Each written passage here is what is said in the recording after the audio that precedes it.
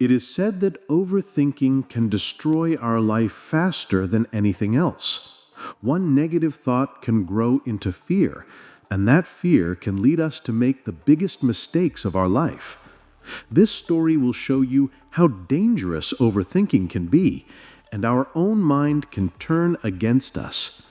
One night, a king had a strange and terrifying dream. In his dream, he saw a dark shadow standing before him.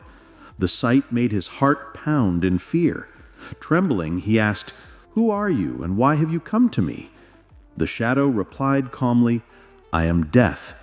I just came to tell you that tomorrow before sunset, your time will be over. I will come to take you, so be prepared." The king woke up sweating, his body shaking with terror. He could not believe what he had just seen, and immediately called his ministers.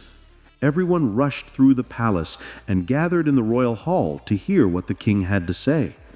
In a trembling voice, the king said, "I saw death in my dream. He said he will come tomorrow before sunset. Find out what it means. Bring all the wise men and dream interpreters right now." Soon, many scholars, astrologers, and dream readers filled the hall with their ancient books. They began arguing endlessly, each one giving a different opinion about the dream. One said, "This dream is a warning," while another shouted, "Death can never appear in dreams." A third claimed, "It's just a nightmare. No need to be afraid."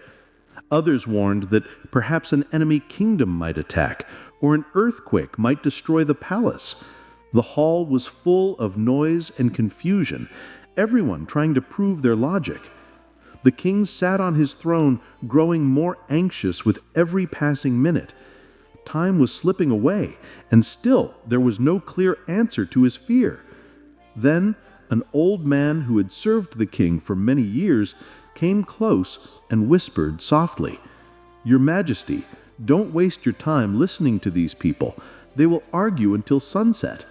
If death has truly warned you, don't ignore it. Take your fastest horse and leave the palace immediately. Go as far away as you can before sunset. Maybe then you can save your life. Once the danger is over, you can return safely." The king thought for a moment. The advice sounded logical. "If I go far away, I can escape an enemy attack or even death itself," he thought. Without wasting another second, he ordered his best horse to be prepared.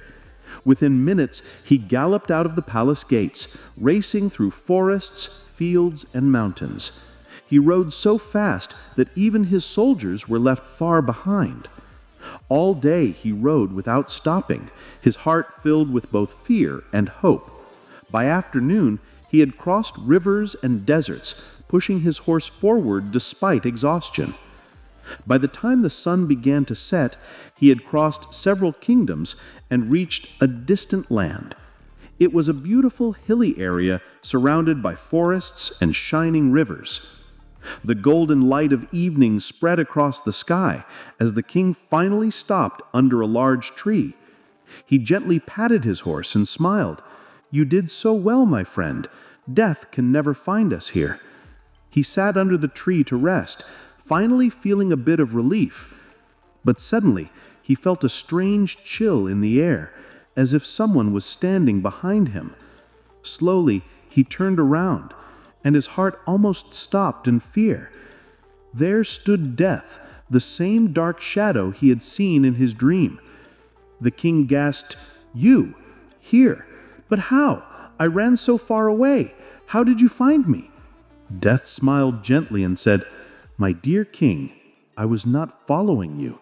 In fact, I was waiting for you here all along. You see, you were destined to die today under this very tree. When I saw you in your palace last night, I wondered how you would reach this place in time.